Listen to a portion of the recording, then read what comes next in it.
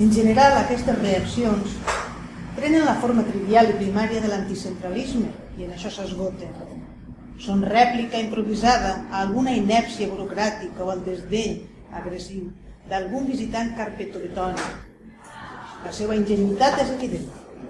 Té, en canvi, una correlació més vidriosa que anomenaríem, per entendre'ns, moral o espiritual, i que ens porta a un altre ordre de constatacions.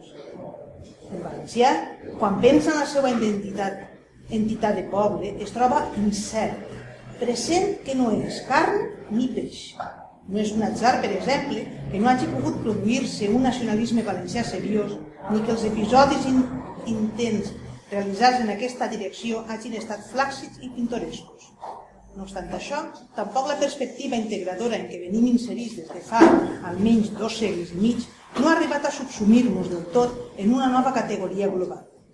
D'aquí el marginalisme permanent dels valencians en el pla de la consciència col·lectiva. Ni el més desarrelat ni el més insensible dels homes de la meua terra no acaba d'eludir aquesta sensació d'ambigüitat, i és una ambigüitat paralitzadora, enervant. No crec que sigui irremediable, naturalment, si ho cregués no escriuria aquest llibre, fora perdre el temps, però cal reconèixer que constituirà una rèmora greu per al futur del país en una etapa pròxima. L'anàlisi d'aquest fenomen ens portaria massa lluny.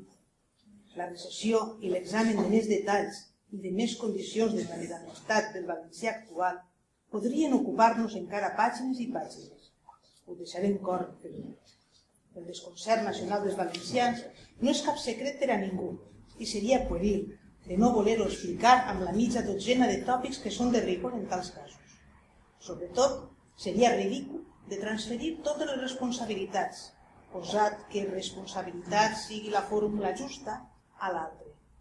Res més senzill ni més confortable per a un poble com per a un individu que considerar-se víctima i atribuir l'origen de les seues desgràcies o dels seus errors a una dolorosa interferència lliure.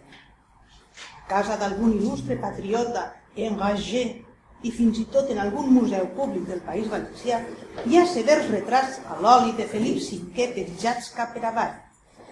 La ira vernacla es projecta romànticament sobre el primer Borbó espanyol i la inversió dels quadres és una venjança simbòlica ben significativa. La innocència i la falta de sentit històric que aquestes actituds suposen resulten més còmiques que simpàtiques, i com a simpàtiques ja ho són, però la veritable qüestió és tota una altra. No seré pas jo qui negui la transcendència dels factors externs que hagin penetrat de manera poderosa en la vida d'un poble.